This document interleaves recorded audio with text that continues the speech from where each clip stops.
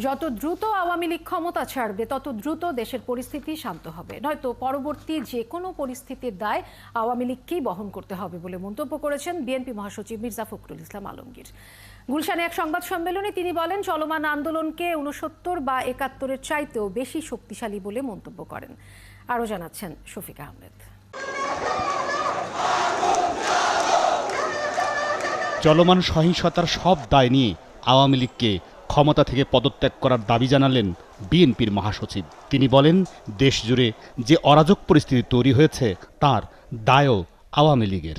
পেশাজীবী, চাকুরিজীবী, মা বোন, পিতা মাতা, শিক্ষক, সাংবাদিক, শিল্পী, লেখক আজ এক কাতারে। গুলশানে বেগম খালেদা জিয়ার রাজনৈতিক কার্যালয়ে দলের স্থায়ী কমিটির সদস্য মির্জা আব্বাস এবং বেগম সেলিমা রহমানকে সাথে নিয়ে এক সংবাদ সম্মেলনে এসে তিনি এ মন্তব্য